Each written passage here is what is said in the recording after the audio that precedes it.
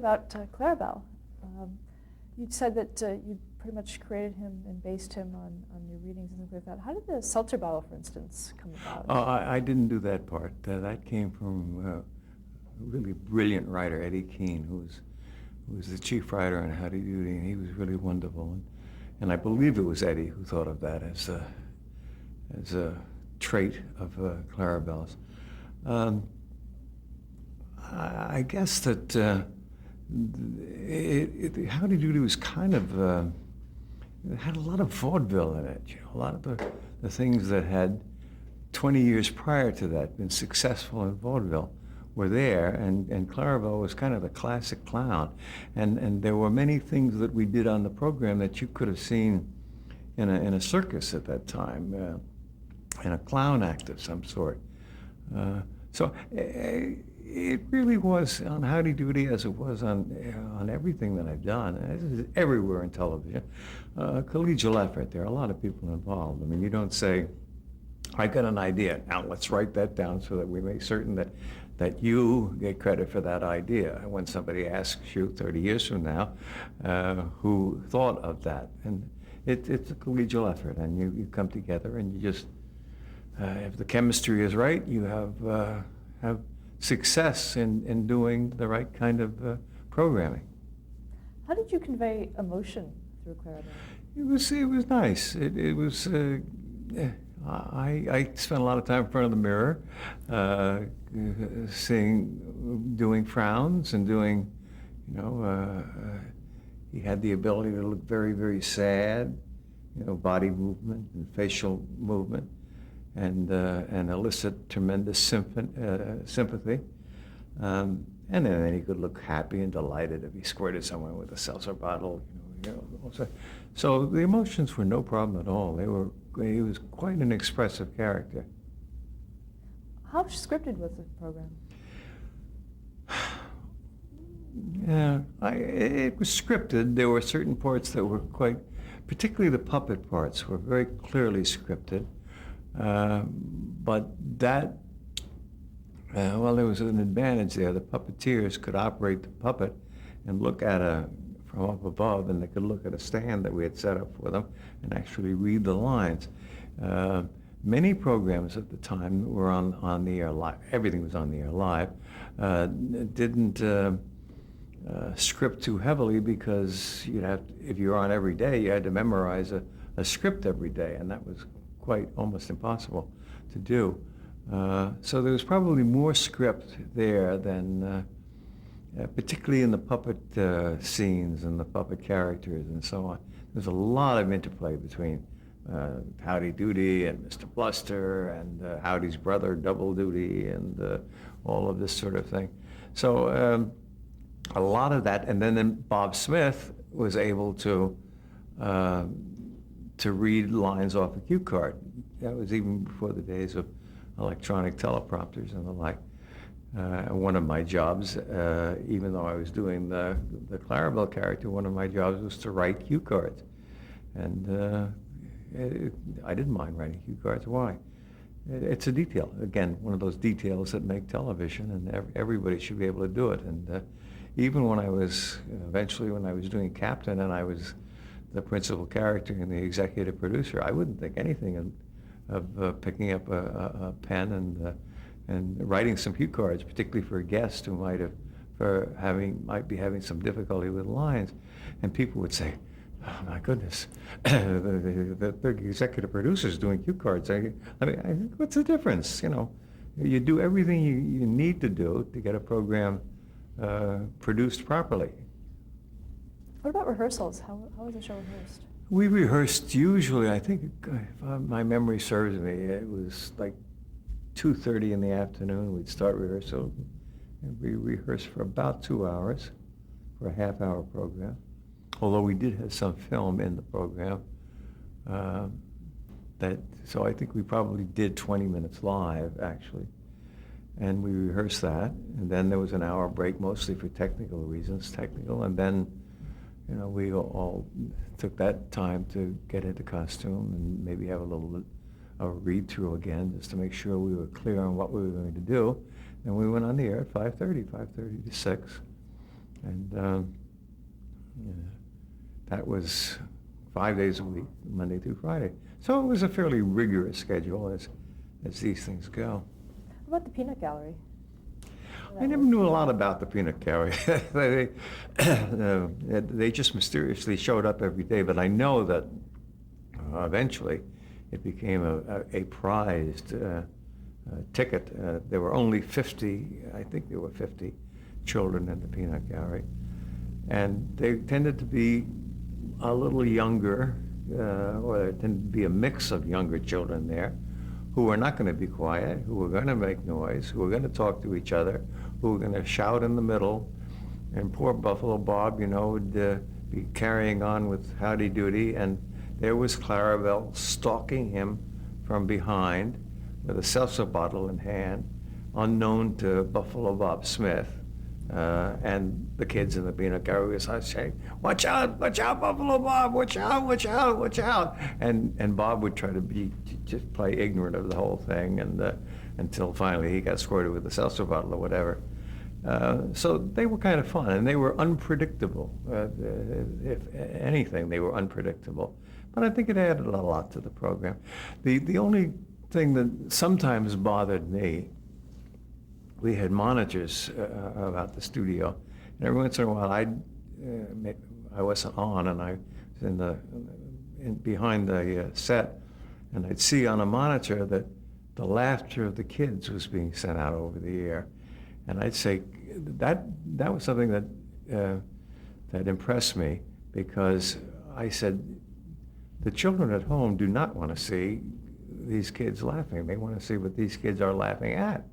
So whether it was Clarabelle or Buffalo Bob or Howdy Doody doing something that was funny to the kids in the peanut gallery, I always thought that we should be showing that, not the kids in the peanut gallery laughing.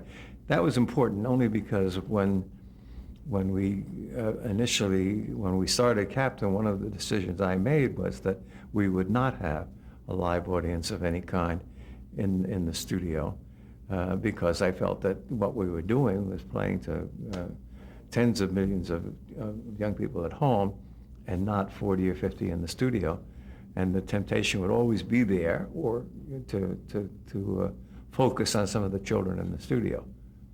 And that was a little tiny lesson that I think I learned on Howdy Doody. As Clarabelle, did you have to remain in character when you were not on the set? I mean, could you speak or anything like that? I remained in character. There was no way you were going to get me out of character, but that was me. It's a very famous story that on the last Howdy Doody in 1957, they had a close shot at Clarabelle, and he said, "Goodbye, kids." I had been long gone. I mean, I was on Captain for 2 years at that point. I couldn't believe it when I heard it. Somebody told me that, and I said, "No, that would not be. They would never cross that line." I mean, that's just destructive. I just really found it difficult to believe. No, I would, and I found it so difficult to believe because I would never go out of character. When I was in the studio, and there were young people around in the peanut gallery, we might be in a film break or something, and I wouldn't shout across, "Charlie, do you have a..." I mean, I wouldn't do it because I had to be in character at all times. Because if I broke that character, I think it was a trust in a sense, as far as I was concerned. It was a trust, and I guess a lot of people thought I was pretty silly in doing it, but I felt that improved my playing of the character. How did kids respond to Clarabelle? Oh, they loved him. Absolutely loved him. He was in a way a surrogate child. You know, he had all the prankishness and the impishness of a child. He was able to do things that every child wants to do once in a while. Squirt a seltzer bottle, or he'd stomp his feet. If he didn't get his way, he'd be very childlike and stomp his feet. And then Buffalo Bob would have to lecture him on not being so impetuous and not being so emotional, you know, control yourself and so on and so on. He was very, very childlike. Were your moves very scripted? Sorry? Were your moves very scripted? No, my moves were hardly scripted at all. The script might have said Clarabelle squirts him with a seltzer bottle, but those things were usually worked out in rehearsal, and the actual stagecraft of it was worked out at that time, and that's where the moves came from. Were there ever times where you would do extra things, an extra squirt of the bottle or things like that? All the time, yeah. Sometimes it worked, and sometimes I was chastised later for doing it. Clarabelle was just a unique character. I can remember one thing that we did do, a guest appearance on Milton Berle, when he was absolutely at his zenith. Everybody in the nation was watching Milton Berle on Tuesday night. So Bob Smith was thrilled to be invited, and the writers on Milton Berle did a sketch that was called Little Boy Milty, a character that he played very often. And he dressed as a little Lord Fauntleroy in a velvet short trousers and a fluffy tie shirt and so on. And it was Little Boy Milty's birthday. And they had some other children around for the birthday party. And Buffalo Bob was the host. And at the conclusion of the skit, this was live, the conclusion of the skit, everybody saying happy birthday, and Clarabelle came on stage with a great big cake to present to Little Boy Milty. And then Bob Smith said, now Little Boy Milty, we're going to cut the cake and we'll give it to some to our friends. And Milty said, no, I want the whole thing. And Bob Smith said, no, Little Boy Milty, that's not nice. You have to share with your friends. No, I'm not going to share. It's my cake. It's my birthday. I want the whole thing. I want the whole thing. I want the whole thing. Milton was wonderful. It was a vaudeville act. And so Bob Smith then turned to Clarabelle and said, okay, give him the whole thing. And I went, boom, like this, pie in the face sort of thing. Unbeknownst to me. And then Milton said to me, he said, now listen, kid. When he says, give it to him, he said, don't go like this. That's not funny. Reach way back like this and come up as fast as you can and boom, get me right here, right in the middle of the face. And I said, yes, sir. Come airtime, we're on live, and Uncle Milty says, or the Little Boy Milty says, I want the whole thing. All right, Clarabelle, give him the whole thing. I followed my instructions absolutely perfectly. I reached way, way back, with all the force I had, boom, and little known to me, the stage crew had left the metal pie plate in the pie, and it actually hurt Milton. It really did. I mean, I didn't know anything about it. I just did what I was told to do, and that was the curtain. And the curtains closed right at that as he's staring, and he was a trooper. I mean, he just stood there and he stared into camera as the curtains closed like this. As soon as those curtains got closed, he said, where is that kid? I'm going to kill him. Where is he? Where is he? Let me out of it. I was long gone at that point. But Milton, many years later, did Captain Kangaroo a number of times as a guest, and I reminded him of the story, and I said, Milton, if you had caught me that day, we probably wouldn't be here now. And he said, forget it. You were good. It's a great story. Any other guests, memorable guests on Howdy Doody? I don't recall that we really had very many guest stars on Howdy Doody, or certainly not stars. We might have had other actors who played other characters. Temporary characters, not part of a story of some kind. But we really didn't have too many guests that I recall. Now, they may have later on, but not while I was there. Let's talk about some of the people on the show, starting with Bob Smith. Bob there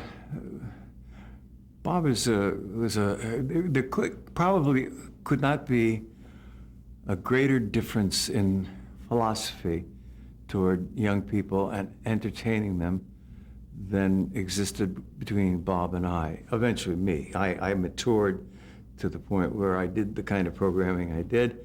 Bob did the kind of programming he did, which I thought was wholesome programming and good programming, but it was certainly not my philosophy eventually. What Bob was an enormous talent. He was a great musical talent, and he was a great technician, and I think that came from his radio days, because he started in Buffalo, New York, in radio when he was about 12 or 13 years of age, and he learned everything there was to learn about timing. And Bob, I'm often told that I have a clock in my head that I can tell you just what time it is right now.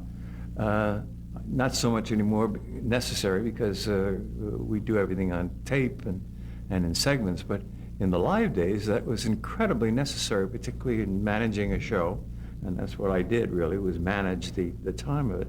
I learned all that timing from Bob Smith. He was incredible. He's a great technician. He gave me my start in the business. I definitely did not agree with his philosophy as far as I was concerned, even though I didn't disapprove of the kind of programming he did. He was my father really in the business. He did, for whatever reason, he taught me an enormous amount about the business. I would never in a million years have done what I have done without the training that I got from Bob Smith. My entire career can be traced back to Bob Smith and the things that he taught me. So I'm very grateful to have had had that experience, that opportunity that he afforded me. How was he to work with? Tough, really tough. I guess I could best explain it by saying that in the beginning of the program, I can remember we had a director, Bob Rippon, and another director, Bob Hulkren, and me, Bob Keeshan, but we were all Bobby. I was Bobby, and there was Bobby Rippon, and there was Bobby Hulkren. There was one Bob, Bob Smith. Everybody else had the diminutive Bobby.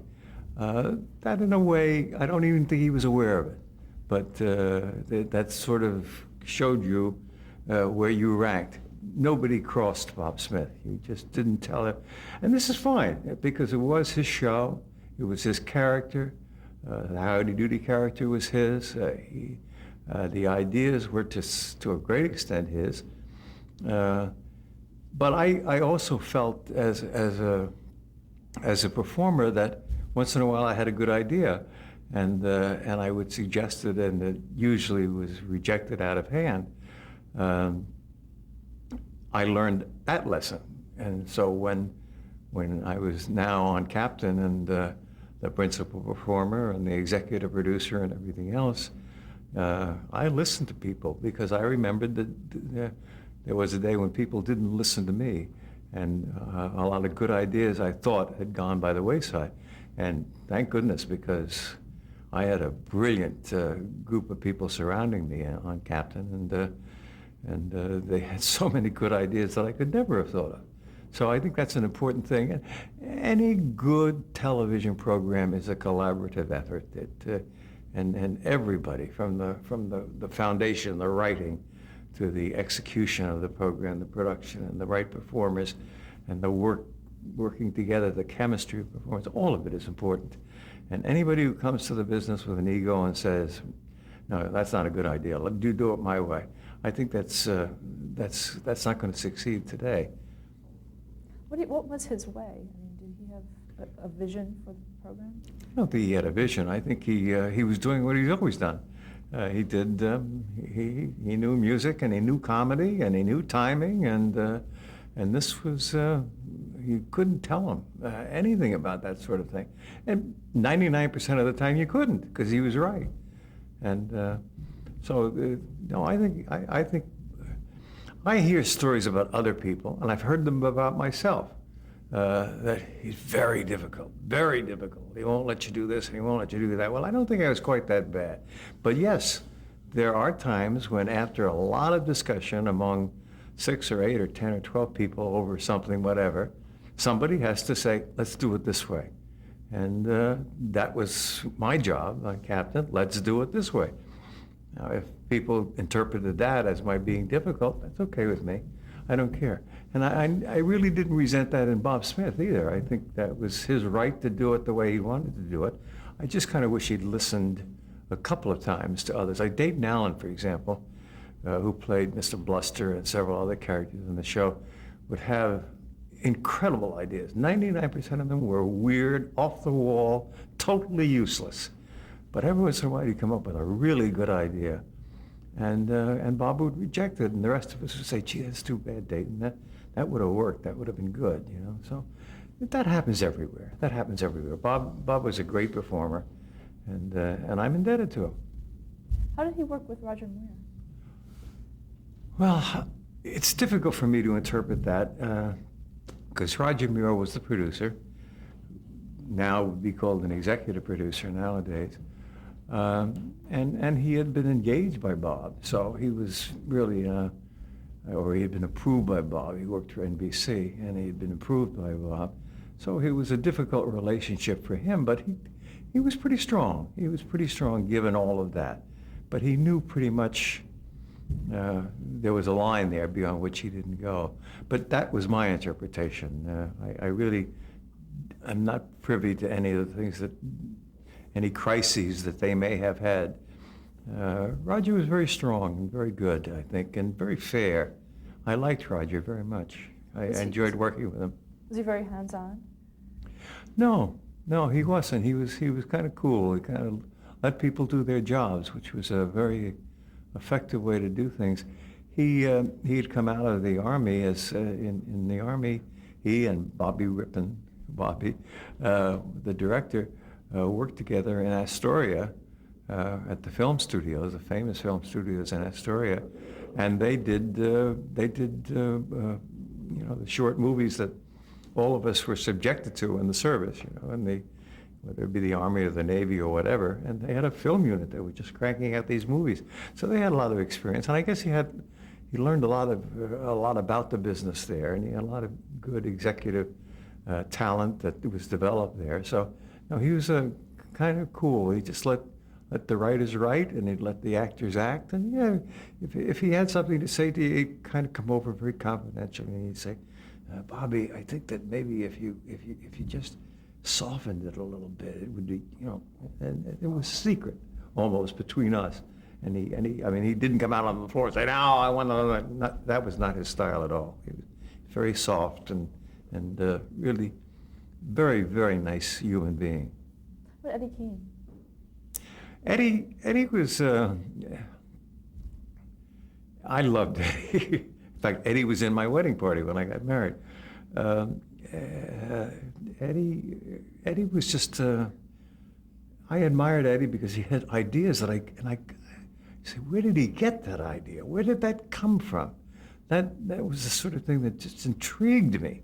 That he would come up with these plots and these turns, and I thought that was incredible. That a man who was Eddie, I guess, was 2 or 3 years older than I, and he would come up with these wonderful childlike ideas and notions. I'd say, "Are you sure you're not 8 years old?" And he was. There couldn't be anybody more affable. He was wonderful. As a matter of fact. On a couple of occasions, his girlfriend and my then girlfriend, soon to be wife, used to double date and all that sort of thing. So I liked him very much as a human being.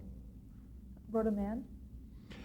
Rhoda was tough, but there wasn't a nicer woman anywhere, and she was very talented, very talented. She was young, and it was a tough place for her because I was about the same age, so it wasn't that different. But those were days when they used to make fun of her on various with no reason at all.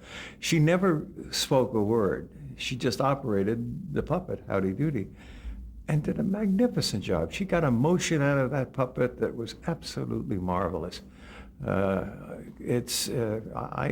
loved Rhoda. I thought Rhoda was just couldn't be nicer. She was a real sweetheart, But I don't know.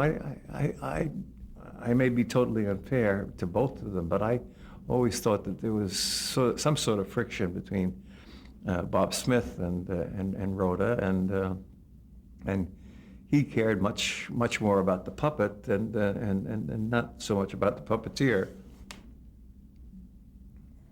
What about Judy Tyler? Poor Judy. That's probably sums it up. Judy was such a talent, an incredible talent. I mean, she was a gorgeous young woman, beautiful, and she was a wonderful singer, a great singer, and a pretty darn good actress. She really was able to act very well. Princess Summer, Fall, Winter, Spring was her character, and it was a very popular character. The problem with Judy, and I don't really know what its origins were or whatever, but she got involved in substance and all other crazy things and ended up dead in the desert outside of Las Vegas. So it was the end of a great talent as far as I was concerned. But she had, I think, like a lot of young people who grew up in the entertainment world, she had a lot of emotional problems that we were pretty much unaware of. But boy, what a talent. She was great. Bill LaCornick? Bill, Mr. Accident Prone. We used to joke about Bill. Bill was a half hour late for rehearsal virtually every day because something happened. You know, he lost the key and he couldn't lock the door in his apartment afterwards, or he tripped over the garbage can going down the front steps or whatever, you know. Bill was the most gentle, sweet guy in this world. He was just a wonderfully affable human being and very talented, very talented. He played a very soft character and didn't want to really play on camera, although he did play a few things on camera, and was kind of embarrassed to do so almost, you know. I always got the feeling he wanted to hide behind the puppet. So he's a very good puppeteer, very good, and a good actor, very good actor. Did you ever operate any of the puppets? No. They tried to they tried to get me to operate puppets, and I just didn't have the talent to do that. I knew that right away. There were a lot of other things they tried to get me to do too. And when Bob was tipping me $5 a show, about 7 or 8 weeks into the show, he complained, I don't know, to Roger or to NBC or whatever, that this was costing him a lot of money. I mean, I wasn't his responsibility. That was NBC's job to pay me. So the guy who was in charge of production at NBC at the time, a fellow named Warren Wade, was a character. He was kind of a W.C. Fields type character. Literally, he was a very nice man, but straight out of vaudeville. And so he came to me and he said, "Well," he said, "I'm gonna," and he talked just like that. He said, "I'm gonna offer you a salary. We'll put you on a regular salary." And I said, "Well, that's very nice, Mr. Wade." And he said, I'll offer you $60 a week." And I said, "Well, thank you very much." And I thought, that's good. He says, "Oh, of course, you have to edit film, too." I said, "What?" He said, "You have to edit film." He said, "You know, you do the show, then you go downstairs and you edit film." He said, "I don't know anything about editing film. I mean, that's impossible. I mean, you don't know what you're saying. I'm going to destroy the network if you put me down there." So he said, "All right, you don't have to edit film. It's $60, all right?" It was, so I had very limited talents, really, in a sense that I didn't do an awful lot except that little narrow role of acting. And I think that, in a way, that probably shaped Bob Smith's attitude toward me, too. Bob had a fixation that I don't think he realized was as strong as it was. We're going to have to stop and change the tape. We don't have to stop. I'll keep going.